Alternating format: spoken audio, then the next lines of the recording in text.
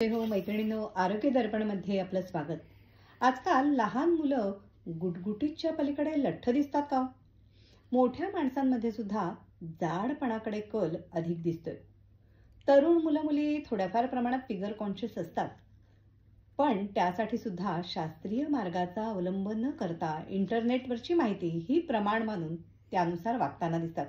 अर्थात त्यात सातत्य राहतच असंही नाही. जाड माणसं बरेचदा अशी सबब देतात की आमच्याकडे जाड होण्याचाच कल आहे, ट्रेंडच तसा आहे, हे अनुवंशिक आहे, अशी वेगवेगळी कारणं देऊन आपण त्याकडे दुर्लक्ष करतो. परंतु या लठ्ठपणाचा भार स्वतःला सोसवणं हेही कठीण होतं आणि त्याचप्रमाणे आपण वेगवेगळ्या आजारांना आमंत्रण देणाराही असा हा लठ्ठपणाचा भार ठरू शकतो. आणि याच संदर्भात मार्गदर्शन करण्यासाठी आपण आमंत्रित केलंय डॉक्टर नितीन राजन कोचर यांना. MD आयुर्वेद आहेत ते. 1995 पासून म्हणजे गेली 30 वर्ष आयुर्वेदाची प्रॅक्टिस करतायत. मुंबई विद्यापीठामध्ये आरोग्य केंद्रात आयुर्वेदिक सल्लागार म्हणून ते कार्यरत आहेत. 2016 पर्यंत मुंबईच्या KM रुग्णालयात ते कार्यरत होते. तसंच टाटा स्मारक रुग्णालयामध्ये हाडाच्या कॅन्सरवर जे उपचार करतात त्यात हळद आणि अश्वगंधा अशा काही औषधींचा वापर करता येईल का याविषयीचं संशोधन डॉक्टर मनीष अगरवाल यांच्या नेतृत्वामध्ये डॉक्टर नितीन कोचर यांनी केलेलं आहे. तर नमस्कार. नमस्कार आणि स्वागत आहे कार्यक्रमामध्ये. लठ्ठपणाचा भार असं म्हणताना मुळात आपल्याकडे स्थूलत्व याचं काही प्रमाण अभ्यासही म्हणजे झाला असेल त्याचा, तर स्थूलत्वाचं प्रमाण आपल्याकडे नेमकं किती आहे आणि त्याचे परिणाम काय होतात? हो, तर लॅन्सेट नावाच्या प्रसिद्ध मानांकित आणि नामांकित अशा वैद्यकीय जर्नलमध्ये 2021 मध्ये एक अहवाल प्रसिद्ध झाला होता 21-22 मध्ये. तर त्या अहवाला अनुसार एकूण जगात 40 कोटी म्हणजे चायनामध्ये 40 कोटी हे स्थूल लोकसंख्या आहे. भारतामध्ये त्या खालोखाल म्हणजे साधारणतः 18 कोटी लोकसंख्या ही ओबेस किंवा स्थूल आहे. आणि त्याच्यानंतर 17 कोटी म्हणजे ओबेसिटीच्या बाबतीत आपण आजच्या तारखेला अमेरिकेलाही मागे टाकलेलं आहे. ही खूप मोठी गंभीर समस्या स्थूलत्वाची आपल्या भारतात वाढते. इव्हन आपल्या ज्या 2021-22च्या नॅशनल फॅमिली हेल्थ सर्वेक्षणा 5च्या नुसार देखील भारतामध्ये 1990 साली साधारणतः 4-1 लाख मुलं ओबेज होती किंवा स्थूल होती. आणि आज तीच संख्या वाढून साधारणतः 1.25 कोटी म्हणजे 30 पटीने ही संख्या वाढलेली आहे लहान मुलांच्या मध्ये. म्हणजे 1990 मध्ये ओबेसिटीचं प्रमाण वाढायचं टक्केवारी 0.3 to 0.4% होती आणि आजच्या तारखेला ती साधारणतः म्हणजे खूप जास्त पटीने वाढलेली आहे. आणि हे अतिशय भयावह आहे. महिलांमध्ये देखील प्रमाण खूप जास्त प्रमाणात वाढतंय. स्त्रियांच्या मध्ये पुरुषांच्या मध्ये देखील खूप जास्त प्रमाणात वाढतंय. आणि ही चिंतेची बाब आहे. म्हणजे याचे परिणाम खूप भयंकर परिणाम आहेत. आणि शहरी भागात तर साधारणतः असं म्हणतात की 70% शहरी लोक जी आहेत ती ओव्हरवेट आणि ओबेज या गटात मोडतात. तर ओबेसिटी ही जरी आपण पूर्वी मानत असलो की अरे श्रीमंतीचं लक्षण किंवा तुमच्याकडे पैसा खाते पिते घरके करेक्ट, पण पोटाचा घेर वाढला तर या पोटात साचलेली चरबी ही अनेक आजारांना निमंत्रण देते. मधुमेह, आज भारत हा जगातला सर्वात अधिक डायबेटिक रुग्ण असलेला देश आहे. ही काय आपल्यासाठी अभिमानास्पद गोष्ट नाहीये. 7 ते 8 करोड आपल्या भारतीय आज डायबेटिक आहेत. तेवढेच भारतीय आज प्री डायबेटिक आहेत. तर ओबेसिटीच्यामुळे टाईप 2 डायबिटीस, नंतर ब्लड प्रेशर, हृदयरोग, इव्हन कॅन्सरचं प्रमाण देखील हे ओबेसिटीच्यामुळे वाढतं. घोरण्याची समस्या, बऱ्याचशा एन्झायटी, डिप्रेशन, मुलांच्या मध्ये आढळणारे ADHD सारखे विकार. तर हे सगळे विकार कुठे ना कुठे म्हणजे one of the important factors is obesity. त्यामुळे ओबेसिटीची ट्रीटमेंट करणं आणि त्याची काळजी घेणं हे खूपच जरुरी. आणि म्हणूनच आपल्या माननीय पंतप्रधान नरेंद्र मोदींनी त्यांच्या 119व्या मन की बात या सदरात त्यांनी सांगितलं की भारताच्या विकसित भारतासाठी फक्त आर्थिक विकास नाही तर शारीरिक विकास देखील व्हायला पाहिजे.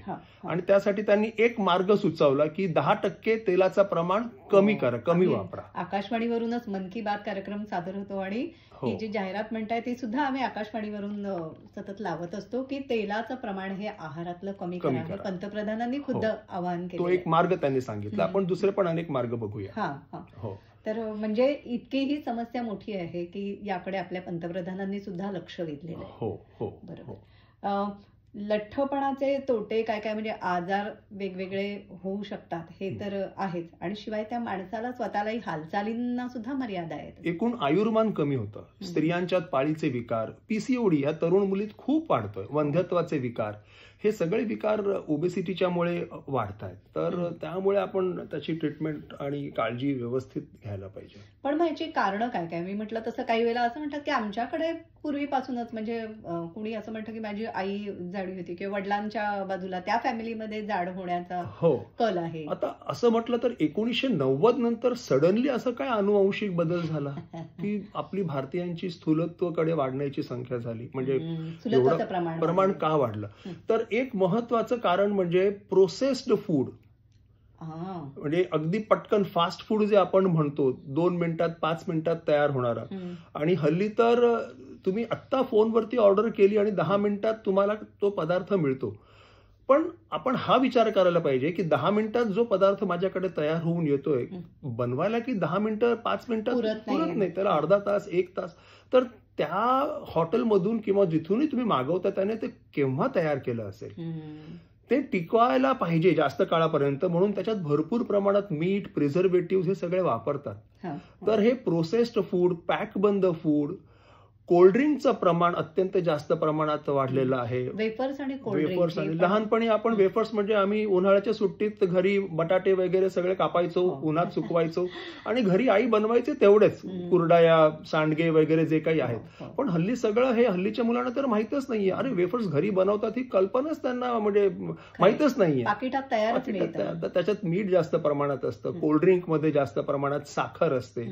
नंतर मोबाईलमुळे म्हणा किंवा इतर काही कारणामुळे म्हणा झोप पुरेशी होत नाही. जर पुरेशी झोप नसेल तर शरीरात तुमच्या कॉर्टिसॉलचं प्रमाण वाढतं आणि त्या वाढलेल्या कॉर्टिसॉलमुळे देखील वजन वाढतं. नंतर व्यायामाचं प्रमाण खूप कमी आहे. हरी, वरी आणि करी सगळे हा 3 मंत्र झालेले आहेत. सगळं काही पटपट करायचं. चिंता, हरी, वरी म्हणजे चिंता आणि करी, करी म्हणजे खाणं. तर खाणं देखील हल्ली बरोबर नाहीये. तर ह्या हरी, वरी आणि करी, व्यायाम न करणे, बैठे काम आणि खाण्यापिण्याच्या चुकीच्या सवयी, दूध आणि दुधाचे पदार्थ यांचं जास्त प्रमाणात सेवन, साखरेचं सेवन यामुळे ओबेसिटीचं प्रमाण वाढलं. आता नेहा जर तू बघितलं की सकाळी लोक काय पितात, चहा घेतात. चहामध्ये 1 चमचा 2 चमचा साखर. नाश्त्यामध्ये सहसा लोक 4-5 बिस्किटं खातात.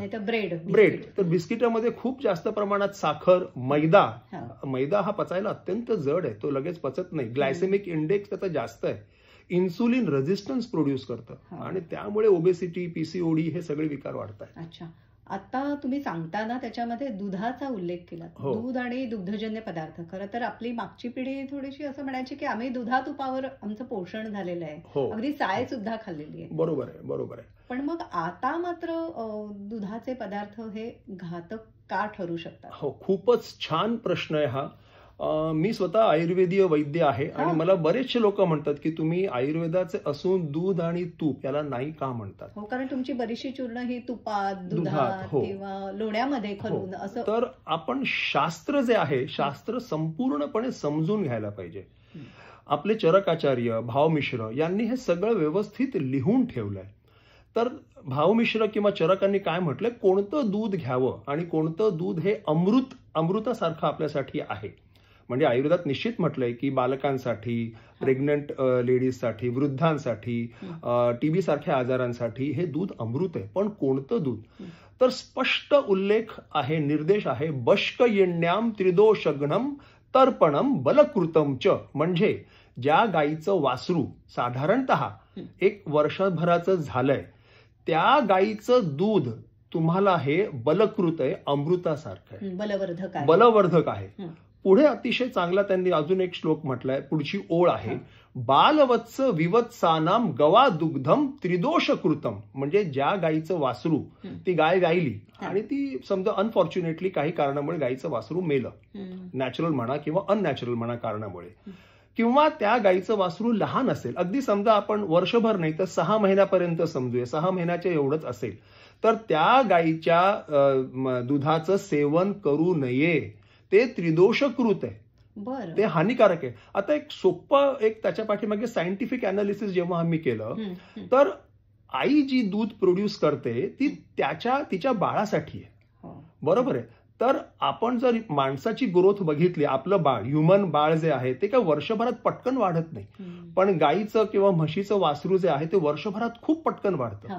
त्या गाई म्हशीमध्ये खूप जास्त प्रमाणात growth hormones, oestrogen, progesterone, prolactin हे अतिशय जास्त प्रमाणात असतात.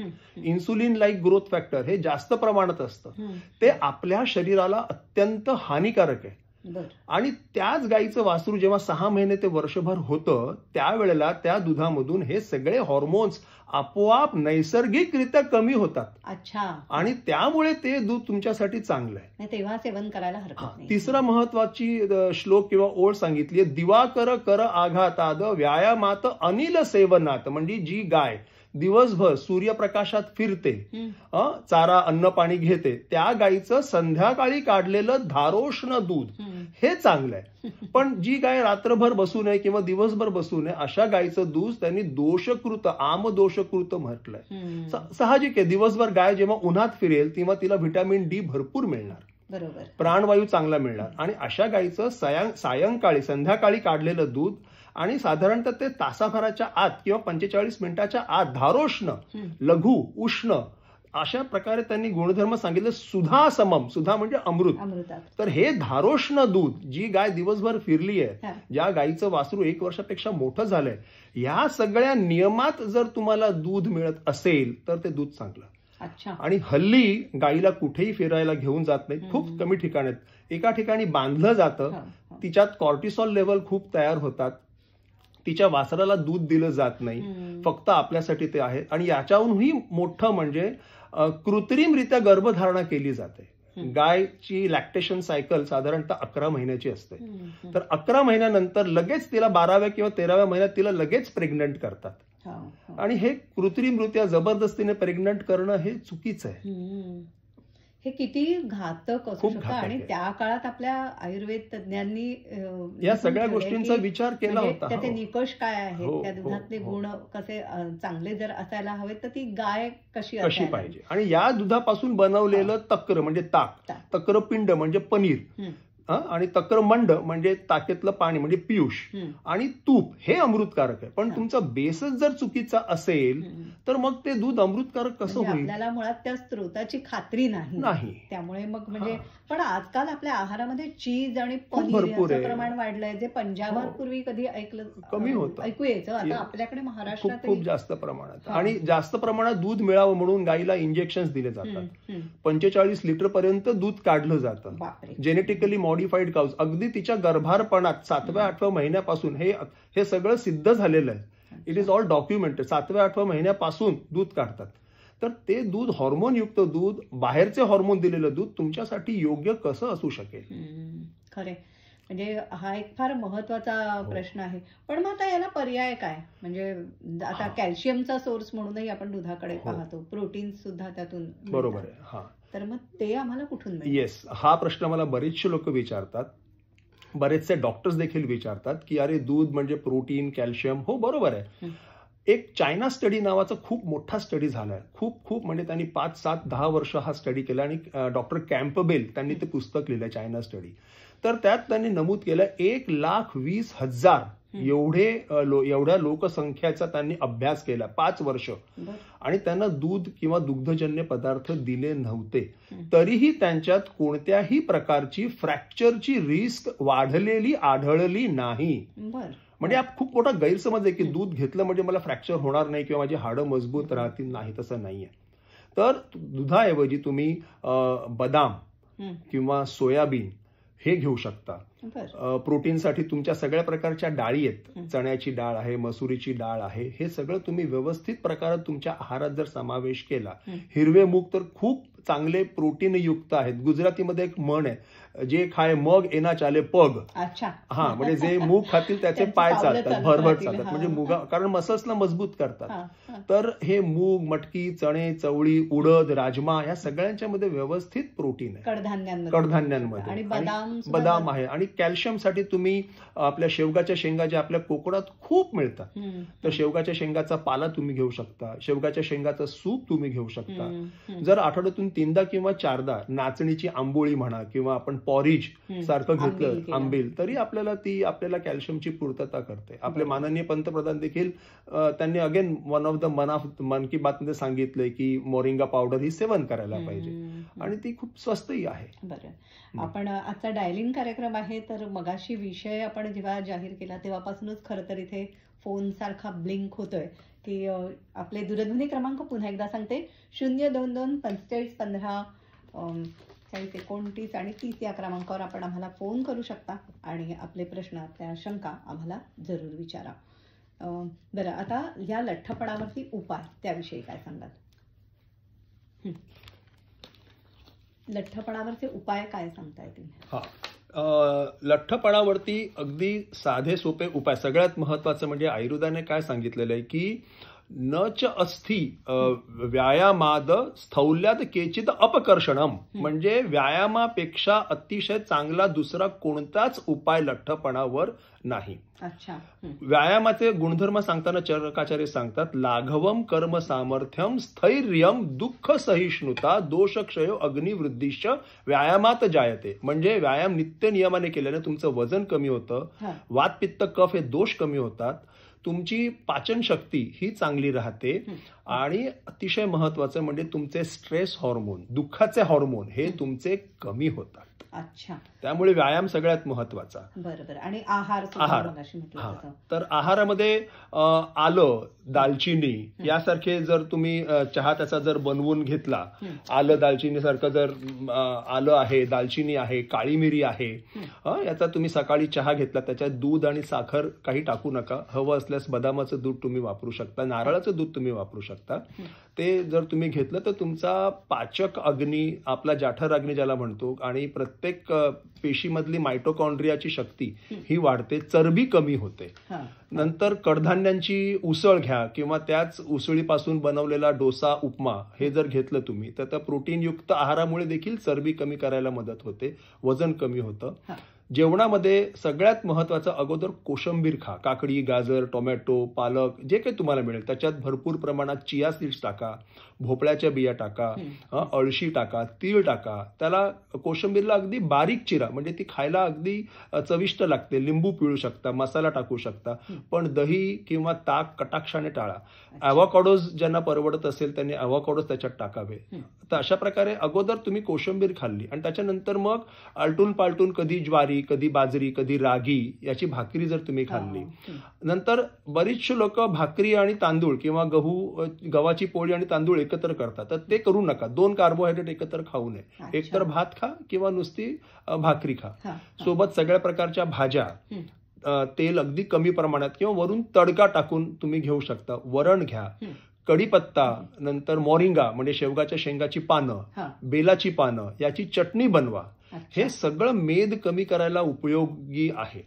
आता स्थूलत्व म्हणजे आहे आपल्याला, हे कशावरनं समजायचं? म्हणजे बॉडी मास इंडेक्स वगैरे असं काही? वा, खूपच छान प्रश्न आहे. हो, तर स्थूलत्व म्हणजे कसं आहे की अगदी सोप्या भाषेत मी 5 तुम्हाला हे सांगतो, नियम सांगतो की एक तर म्हणजे तुमची उंची समजा जी असेल त्या उंचीपासून 100 सेंटीमीटर तुम्ही कमी करा. वजा करायचं. म्हणजे समजा तुमची उंची असेल 180 सेंटीमीटर, 180 सेंटीमीटर मधून तुम्ही 100 कमी केले म्हणजे 80 किलो, तर तुमचं वजन 80 किलो असेल तर एक व्याख्या ती. त्याच्यानंतर दुसरा नियम, आता समजा 80 किलो असेल पण पोटाचा घेर जास्त असेल तर ते चालणार नाही. तर तुमच्या नाभी प्रदेशातल्या कमरेचा जो घेर आहे ते तुमच्या उंचीच्या निम्म पाहिजे. म्हणजे 180 सेंटीमीटर तुमची जर उंची असेल भागिले 2 म्हणजे 90 सेंटीमीटर. हा दुसरा निकष. तिसरा निकष म्हणजे कटी प्रदेशात तुमच्या कमरेचा घेर तो आणि आपल्या नाभी प्रदेशाचा जो घेर त्याचं गुणोत्तर जे आहे ते 0.9 म्हणजे पुरुषांताच असलं पाहिजे आणि स्त्रियांच्यात 0.8च्या पेक्षा जास्त असू नये. म्हणजे समजा पुरुषाचा नाभी प्रदेशाचा कमरेचा घेर हा 90 आहे, तर कटी प्रदेशातला म्हणजे पेल्विक एरिया जो म्हणतो तो 100च्या वरती असू नये, म्हणजे तो 0.9च्या आसपास तो येतो. ही तिसरी महत्वाची व्याख्या.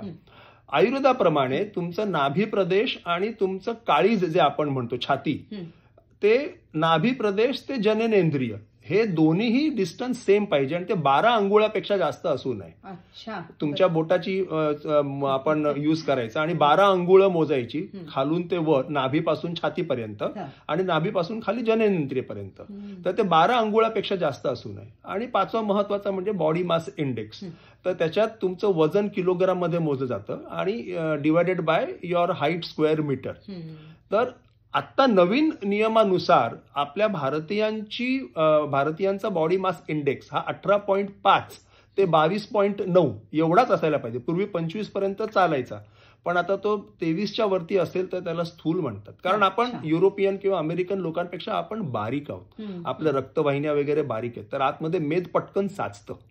तर भारतीयांसाठी ही विशेष एक डेफिनेशन आहे की तुमचा बॉडी मास इंडेक्स हे 22.9 किंवा 23 पर्यंतच असावा. 23च्या वरती असेल तर त्याला स्थूल म्हणतात. 25च्याही वरती गेला तर त्याला अतिस्थूल म्हणतात. आणि आयुर्वेदात या अतिस्थौल्यालाच रोग आणि विकार असं म्हटलेलं, त्याची चिकित्सा करणं अत्यंत जरुरी आहे. श्रोते हो, लठ्ठपणाचा भार हा आहे आजचा आपला विषय. आणि या विषयावर आपल्याला मार्गदर्शन करण्यासाठी, आपल्या शंकांचं निरसन करण्यासाठी आपल्यासोबत आहेत आयुर्वेद तज्ज्ञ डॉक्टर नितीन राजन कोचर. तुम्ही सुद्धा तुमचे प्रश्न विचारण्यासाठी मगाचपासून सतत फोन करत आहात. तर आपण पहिला फोन घेऊया. हा, नमस्कार. हॅलो.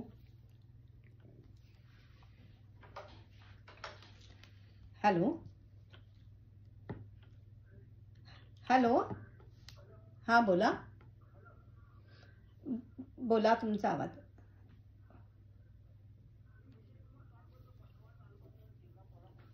बरं.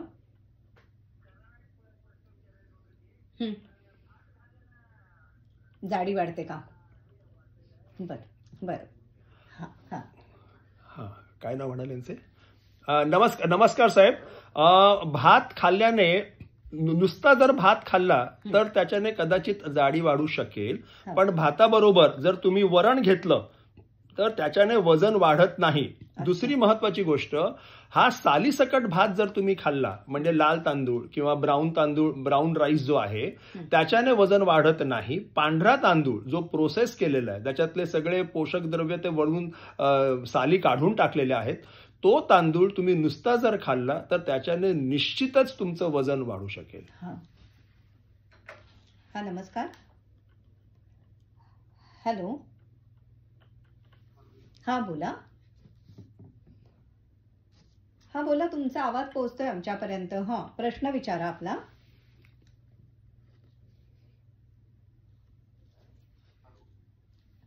सर्व श्रोत्यांना विनंती आहे की तुमचा आवाज आमच्यापर्यंत व्यवस्थित पोहोचतोय. आपण फोन घेतल्यानंतर प्रश्न आपला विचारा. आणि डॉक्टर नितीन राजन कोचर आपल्यासोबत आहेत. ते स्थूलपणाविषयी आपल्याला आज मार्गदर्शन करतायत. तर त्या विषयासंदर्भातले आपले प्रश्न, आपल्या शंका या जरूर आम्हाला विचारू शकता. आमचे दूरध्वनी क्रमांक आहेत 022 45 15 41 29 किंवा 45 15 41 30 या क्रमांकावर फोन करून आपण आपले प्रश्न विचारू शकता. हा, नमस्कार.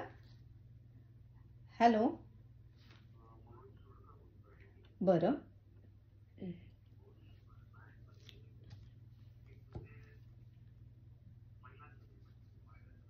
हा.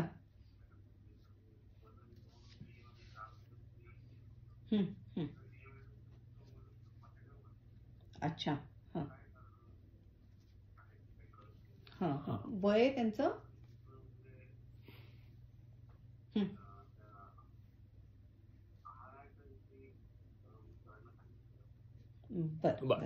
नमस्कार शिरोडकर साहेब. तर भारतीय स्त्रियांच्यात वजन वाढायचं महत्वाचं कारण म्हणजे पोषण मूल्य कमी असलेला आहार. तो जर तुम्ही योग्य प्रमाणात दिला नाही, त्यांची झोप जर बरोबर झाली नाही, तुम्ही आता म्हटलं की 2 डिलिव्हरी झाल्या आहेत, मुलं जर लहान असतील तर आणि त्यांची रात्री झोप होत नसेल नीट, तर ते एक अतिशय महत्वाचं कारण असू शकतं. आणि त्या जर व्यायाम अजिबात करत नसतील, दिवसाला साधारणतः सकाळी उपाशी पोटी किंवा काही थोडंसं केळं वगैरे खाऊन 40-45 मिनिटं जलद चालण्याचा व्यायाम करायला पाहिजे.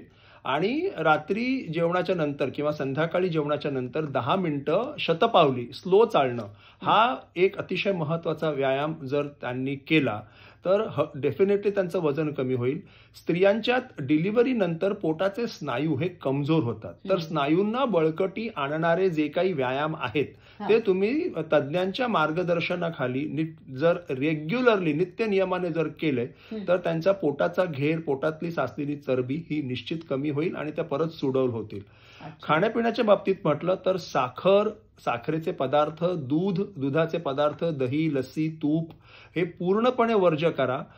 नॉनव्हेज पण शक्य झाल्यास तुम्ही बंद करू शकता, कमी करा. आणि आपला सकस आहार जो मी आता मगाशी सांगितला, ज्यात उसळी, कडधान्य, वरण, अगदी सगळा पौष्टिक आहार जो आयुर्वेदाने सांगितलेला आहे तो घेतला तर त्यांचं वजन कमी होईल. आपण पुढचा फोन घेऊया. नमस्कार. हॅलो हॅलो, प्रश्न विचारायचा आहे आपल्याला. हा बोला. हा बोला, आवाज पोहोचतोय, प्रश्न विचारा तुम्ही. हा बोला.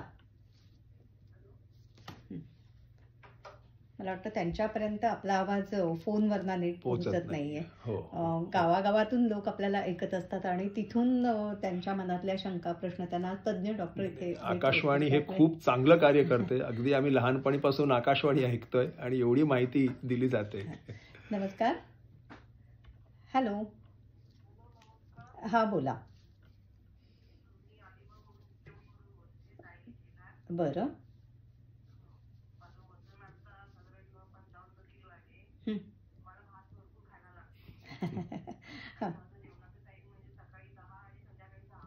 अच्छा.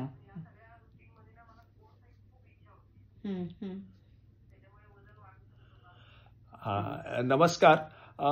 तुमचं जेवण तुम्ही फक्त 2दाच करताय आणि त्यात जर भाताचंच प्रमाण फक्त जास्त असेल तर निश्चितच तुमचं वजन हे वाढणार आणि गोड खायची पण इच्छा होणार, कारण शरीराचं पोषण होत नाहीये नीट. तर नुसताच भात न खाता त्याच्याबरोबर तुम्ही म्हणजे तुमच्या जेवणाचं ताट जे आहे ते 4 भाग करा. त्यात 1/4 भागात तुमच्या भाज्या यायला पाहिजेत, 1/4 भागात तुमच्या सगळ्या कोशिंबिरी यायला पाहिजेत, 1/4 भागात तुमच्या म्हणजे उसळी, कडधान्य ते, आणि 1 चतकोर जो भाग उरतो त्यात तुम्ही फक्त भात किंवा पोळी हे तेवढं खा. हे जर तुम्ही अशा प्रकारे खाल्लं आणि खायचा क्रम लक्षात ठेवा. सगळ्यात अगोदर कोशिंबीर खा, भरपूर कोशिंबीर सगळ्यात अगोदर खायची. त्याही अगोदर जर तुम्ही चिया सीड्स नावाच्या बिया मार्केटमध्ये मिळतात, बाजारात मिळतात, ते 1 ते 2 चमचा चिया सीड्स पाण्यात भिजवा आणि साधारणतः जेवणाच्या अर्ध्या तासापूर्वी जर तुम्ही त्या व्यवस्थितपैकी ते पाणी प्यायलात तर त्याच्यानंतर तुमच्या जेवणातली जी काही तेल, तुपत, चरबीयुक्त पदार्थ असतील त्याचं शोषण कमी होईल, साखरेचं शोषण कमी होईल आणि तुमचं वजन वाढणार नाही, नियंत्रणात राहील. सगळ्यात अगोदर सलाड, त्याच्यानंतर बाकीच्या वस्तू खा आणि व्यायाम करा. हा नमस्कार.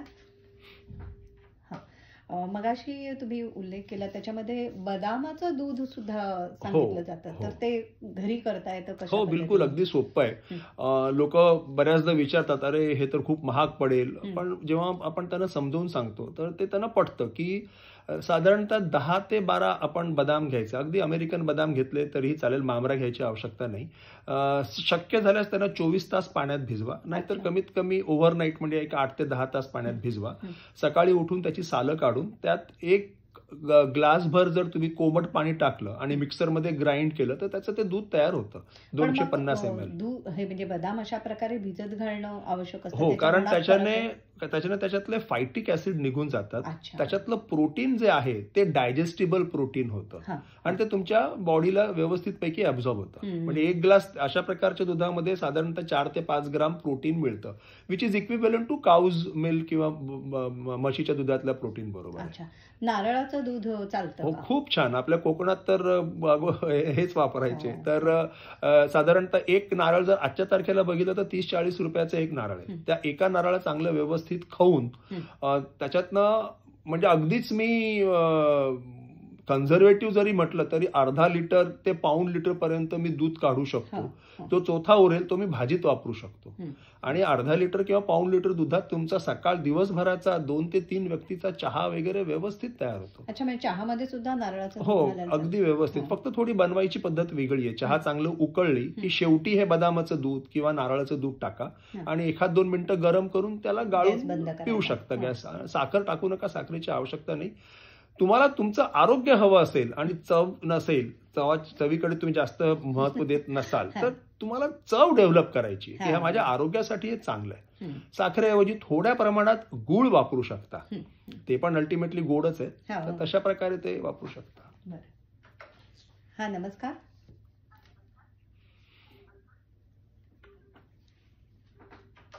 कृपया आपण फोन ज्या वेळेला कराल त्यावेळेला आपल्या रेडिओचा आवाज कमी केला तर आमचा आवाज नीटपणे आपल्यापर्यंत पोहोचू शकेल आणि मग आपला प्रश्न जो आहे त्याला उत्तर डॉक्टर देऊ शकतील. हॅलो. हा, नमस्कार. बोला. हा, बोला, तुमचा आवाज येतोय.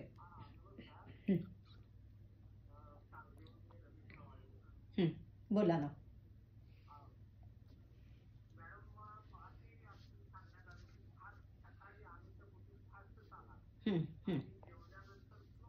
हा हा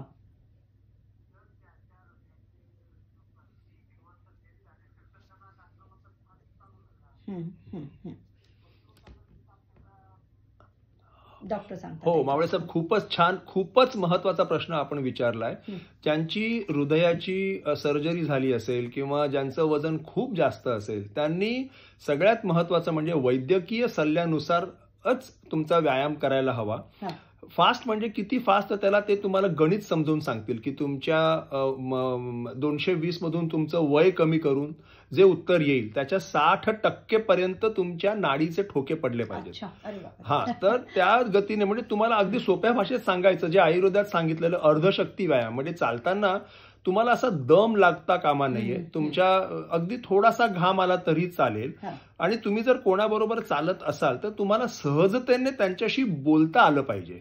तर या गतीने तुम्ही सुरुवात करा. अगदीच पहिल्या दिवशी खूप जलद चालू नका, स्लो चाला, जिने चढायचा व्यायाम करू नका आणि जेवणानंतर मात्र अगदी सावकाश चालायचं, शतपावली. म्हणजे म्हणून त्यांनी विचारलं की खूप छान प्रश्न. हो, खरंच आहे. व्यायामाच्या बाबतीत काय सांगता येईल, म्हणजे योगासनांचाही काही उपयोग होऊ शकतो का? हो, म्हणजे व्यायामाचे कसे प्रकार असतात की आयसोटोनिक, आयसोमेट्रिक, म्हणजे काही व्यायाम हे संपूर्ण शरीरासाठी असतात. उदाहरणार्थ जलद चालणे किंवा धावणे. पण धावण्यामध्ये कसं असतं की तुमचे जे लांब स्नायू आहेत, लॉंग स्नायू ज्याला म्हणतो, ते काम करतात. पण जेव्हा तुम्ही जलद चालता तर त्याच्यात तुमचे शॉर्ट स्नायू हे जास्त काम करतात. त्यामुळे हाडांचं पोषण होतं, चरबी जास्त प्रमाणात जाळली जाते. तर एक थोडाशा तुम्हाला जी गती सोयीस्कर होईल त्या गतीने चालणं ते अतिशय महत्वाचं आहे. पोहणं जर असेल किंवा स्विमिंग पूलमध्ये चालणं हा अतिशय चांगला व्यायाम आहे. ज्यांना आर्थरायटिसचा विकार आहे, गुडघ्याच्या विकारात आहे, त्यांनी तर जर चाललं तर त्यांचा अतिशय तो म्हणजे दुखणं पण कमी होतं आणि वजनही कमी होतं आणि आजाराची तीव्रता देखील कमी होते. तर चालणं, जलद चालणं, पोहणं किंवा स्विमिंग पूलमध्ये चालणं हे व्यायाम आहेत. याला आपण म्हणतो की फुल बॉडीला व्यायाम करतात. त्यासोबत तुमच्या विशिष्ट मसल्सना ट्रेनिंग देण्यासाठी काही व्यायाम केले जातात, आयसोटोनिक एक्सरसाइज ज्याला म्हणतात. तर तुमचे वेगळे वेगळे मसल्सचे ग्रुप हे तुम्ही तज्ञांच्या अंडर शिकू शकता. आणि योगामध्ये स्ट्रेचिंग होतं, योगामध्ये मानसिक ताणतणाव कमी होतो, प्राणायाम तुम्ही करा, ऑक्सिजन जास्त मिळतं आणि त्यामुळे एकंदरीत सर्वांगीण विकास होतो. हा, नमस्कार. हॅलो. हॅलो. हा, बोला. नमस्कार, बोला. हा, बोला अश्विनी ताई. नमस्कार.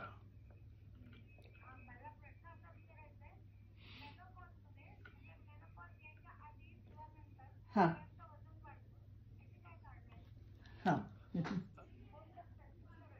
हो, चालेल. नेहा, मी आय मस्ट एक्सेप्ट आपल्या आकाशवाणीचा एवढा अगदी सुजाण वर्ग आहे, श्रोता वर्ग आहेत. खूप छान अश्विनीताईंनी प्रश्न विचारलाय. अश्विनीताई, मेनोपॉजच्या नंतर स्त्रियांच्या शरीरात खूप मोठे हॉर्मोनल बदल होतात आणि या बदलांच्या मुळेच त्यांचं बेसिकली वजन हे वाढत जातं. काही पुरुषी हॉर्मोनचं प्रमाण, टेस्टोस्टेरॉन वगैरे जे आहेत ते जास्त प्रमाणात वाढतात. मसलची स्थूलता, क्रियाशीलता कमी होते. जे इस्ट्रोजन नावाचं अतिशय महत्वाचं हॉर्मोन असतं स्त्रियांच्यात, त्याचं प्रमाण कमी होतं, जे त्यांच्या मेटाबॉलिझमला खूप आवश्यक असतं. तर ते कमी होऊन झाल्यामुळे ते पेशींची मेटाबॉलिझम, पाचनशक्ती कमी होते आणि त्यामुळे चरबी जास्त प्रमाणात निर्माण केली जाते. तर मेनोपॉजमध्ये तुम्ही व्यायाम मगाशी म्हटल्याप्रमाणे ते करा आणि काही औषधं आहेत ज्यांचा तुम्ही आयुर्वेदीय वैद्यांना, म्हणजे शतावरी म्हणा किंवा अश्वगंधा म्हणा, हे वैद्यांना विचारून तुमच्या प्रकृतीला, तुमच्या पोटाला जर ती सूट होत असतील आणि ते सांगतील त्या प्रमाणात जर तुम्ही घेतल्या व्यवस्थित प्रमाणात आणि मध्यंतरी जे काही मी आहार सांगितलाय तो जर त्यांनी रेग्युलरली केला. व्यायामावरती अश्विनीताई तुम्ही भर द्या. सगळ्या प्रकारचा व्यायाम करा. दिवसाला 24 तासापैकी 45 मिनिटं किंवा 1 तास. मेनोपॉज म्हणजे स्त्री 50शीला पोहोचलेली आहे, तर साधारणतः 25-30 वर्ष संसाराला तुम्ही दिलेली आहे. आता पुढची 25-30 वर्ष तुम्ही स्वतःला द्या, जेणेकरून तुम्ही तुमच्या मुलांच्यावर अगदी अवलंबून राहणार नाही. तुमचं आरोग्य चांगलं राहील, हाडं चांगली राहतील. तर व्यायामासारखं औषध मेनोपॉज स्त्रियांना दुसरं काहीच नाहीये. अच्छा. हा. त्यामुळे व्यायाम जर का व्यवस्थित केला आणि आहार आपला नियंत्रणात ठेवला तर त्याचा फायदा निश्चित. कार्यक्रमाची वेळ आता अगदी संपत आलेली, शेवटची 2-3 मिनिटं आहेत. त्यामध्ये आमच्या श्रोत्यांना लठ्ठपणाचा आपल्या मनावरती सुद्धा परिणाम कशा प्रकारे होतो, मानसिक आरोग्यावर, असं काही? तर लठ्ठ जर विशेषतः तरुण मुली असतील तर त्यांना इन्फिरियरिटी कॉम्प्लेक्स येतोच. लग्नाच्यासाठी त्यांना प्रॉब्लेम होऊ शकतो. पाळीचे विकार, वंध्यत्व हे सगळे त्यांना होतं आणि इन्फिरियरिटी कॉम्प्लेक्स, एन्झायटी, डिप्रेशन त्या परत जास्त प्रमाणात खातात. तर ते सगळं होऊ नये म्हणून अगदी लहानपण, जपानमध्ये 4% फक्त ओबेज लोक आहेत. कारण जपानमध्ये लहानपणापासून नॉन प्रोसेस्ड फूड दिलं जातं. फळं जास्त प्रमाणात, भाज्या जास्त प्रमाणात, तेल नाही, मैदा नाही. तिकडची लोक पण जास्त जगतात. म्हणजे जगात तसे काही ब्ल्यू झोन कंट्रीज आहेत, 100-105चा पल्ला सहज गाठतात आणि ते शक्य आहे. आपली ज्योतिषाची कुंडली 120 वर्षाची आहे. म्हणजे आपल्या शास्त्राने त्यावेळेला म्हटलं की तुम्ही 120 वर्ष जर तुम्ही पथ्य पाणी केलं व्यवस्थित तर जगू शकता. तर हे नित्य नियमाने आहार विहार हेच त्याला एकमेव उत्तर आहे आणि तो आपण करा आणि तंदुरुस्त राहा. विकसित भारत हा शेवटी तुमच्या आणि माझ्या आरोग्यानेच होणार आहे. बरोबर. आणि इथला प्रत्येक माणूस जर का सुदृढ असेल, निरोगी असेल तर निश्चितच देशाचा विकास खऱ्या अर्थाने होऊ शकतो. आणि आपल्या कुटुंबाची काळजी घेणारी, तुम्ही मगाशी म्हटलं तसं, स्त्री ही आपली जवळजवळ 50 वर्ष तिच्या वयाची जी आहे त्याच्यातली 20 ते 30 वर्ष ती स्वतःच्या कुटुंबासाठी देते. तर पुढचा वेळ थोडा तरी तिने स्वतःसाठी द्यायलाच पाहिजे. आणि लठ्ठपणा हे निश्चितच म्हणजे काही आपल्या संपन्नतेचं लक्षण अजिबात नाही. बरोबर आहे. तर डॉक्टर नितीन राजन कोचर, आपण इथे आलात आणि आम्हाला अतिशय सुंदर माहिती स्थूलत्वाविषयीची दिलीत आणि चांगल्या टिप्स सुद्धा दिल्यात. आहार विहाराच्या बाबतीत, व्यायामाच्या बाबतीत तुम्ही बऱ्याच गोष्टी आज आम्हाला सांगितल्यात. तर आमचे श्रोतेही याचा नक्की वापर करतील असा विश्वास वाटतो. आणि हे एका परीने जनजागरण आहे की आपण लोकांना सांगतोय की आपलं आरोग्य चांगलं राखण्यासाठी आरोग्य धनसंपदा आकाशवाणीच्या माध्यमातून आपण श्रोत्यांपर्यंत पोहोचलो. आपण इथे आलात आणि आमच्याशी संवाद साधलात. मनापासून आभार मानते. श्रोते, याबरोबरच आजचा आपला वनिता मंडळाचा कार्यक्रम इथे समाप्त करण्याची मी नेहा खरे आणि माझी सहकारी चेतना झांदे हिच्यासह आपला निरोप घेते. नमस्कार. उद्या आपण ऐकणार आहोत पुणे केंद्राची निर्मिती असलेला वनिता मंडळाचा कार्यक्रम. आज मात्र इथेच थांबतो आहोत. अस्मिता वाहिनीचे आणि नेहा खरीदे यांचे मी मनापासून आभार. शुभम भवतु. धन्यवाद. श्रोते हो, वनिता मंडळ कार्यक्रम आत्ताच आपण ऐकलात आकाशवाणी मुंबई केंद्राच्या अस्मिता वाहिनीवरून.